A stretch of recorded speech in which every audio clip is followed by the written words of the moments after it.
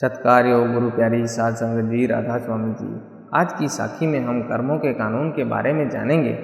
कर्मों का कानून इतना अटल है कि स्वयं भगवान भी इस कानून से नहीं बच पाए, तो हम क्या ही इस कानून से बच पाएंगे। साखी शुरू करने से पहले संगत के चरणों में एक विनती है कि साखी अगर आपको अच्छी लगती है तो इसको शेयर जरूर करें और चैनल को सब्सक्राइब करना ना भूलें जी। तो साथ संगत जी शुरू करते हैं आज की साखी।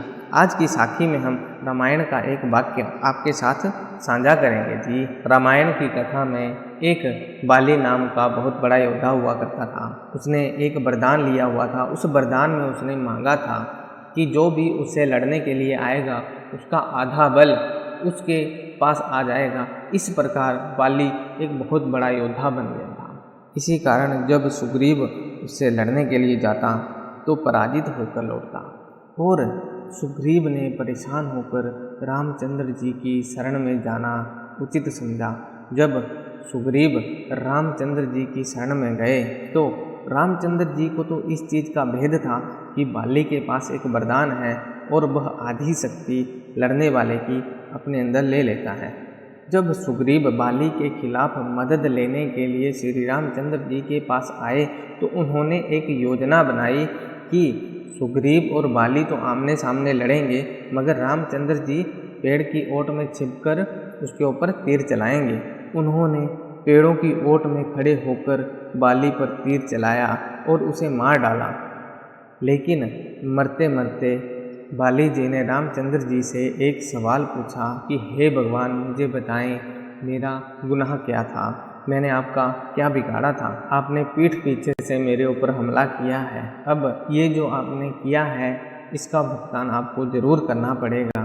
तो अगले जन्म में रामचंद्र जी कृष्ण महाराज बने और बाली भील नाम का एक शिकारी बना।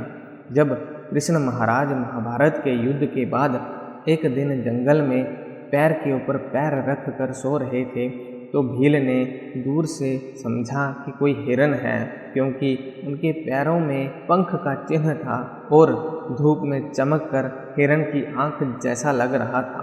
उसने तीर कमान उठाया और निशाना बांधकर तीर छोड़ दिया जो कृष्ण महाराज के पैर में जाकर लगा। जब भील अपना शिकार उठाने के लिए उनके पास आया तो उसे अपनी भयंकर भूल का पता चला। उसने तभी दोनों हाथ जोड़कर कृष्ण महाराज से अपने घोर पाप की क्षमा मांगी।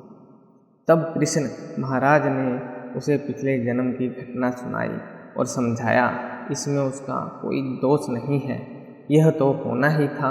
उन्हें अपने कर्मों की सजा तो मिलनी ही थी। जो उनके ऊपर कर्मों का बोझ था, जो कर्ज था, वो तो उन्हें चुकाना ही था।